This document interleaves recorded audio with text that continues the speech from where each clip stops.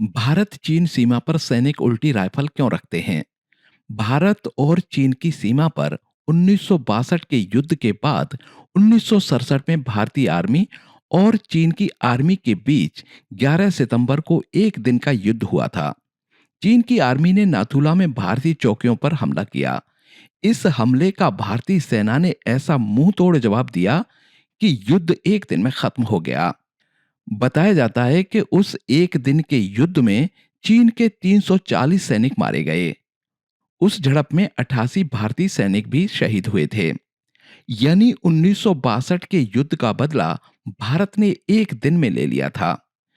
इसके बाद चीन की समझ में आ गया था कि 1962 और 1967 में बहुत फर्क आ चुका है। उसके बाद चीन ने कभी भारतीय सीमा की तरफ नहीं देखा। लेकिन 29 नवंबर 1996 को देवगौड़ा सरकार ने चीन के साथ एक ऐसा समझौता कर लिया कि चीन के साथ एलएसी पर भारत और चीन की सेना सीमा यानी एक्चुअल लाइन ऑफ कंट्रोल के दोनों तरफ 2 किलोमीटर एरिया में कोई भी बम या गोली नहीं चला सकते।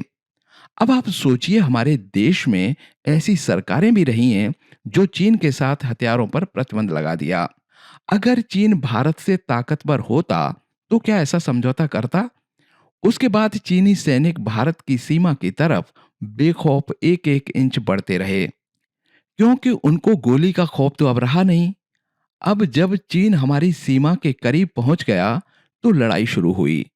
अब लड़ाई में गोली तो चला नहीं सकते, तो लाठी और डंडों का युद्ध होता है। अब लाठी डंडों में तो भारत को कोई हरा नहीं सकता, क्योंकि हम तो बचपन से ही गुल्ली और डंडा खेलते हैं। हम तो लाठी और डंडे चलाने में बहुत माहिर हैं। इसीलिए गलवान के समय भारतीय सैनिकों ने 400 चीनी सैनिक डंडों से मार दिए। 20 भारतीय भी मरे।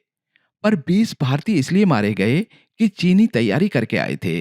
उन्होंने डंडों पर कटीले तार और लोहे की कीलें लगा रखी थीं।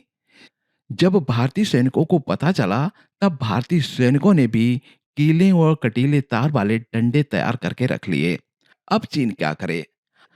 अब तो भारत के पास चीन के हर हथियार का जवाब है।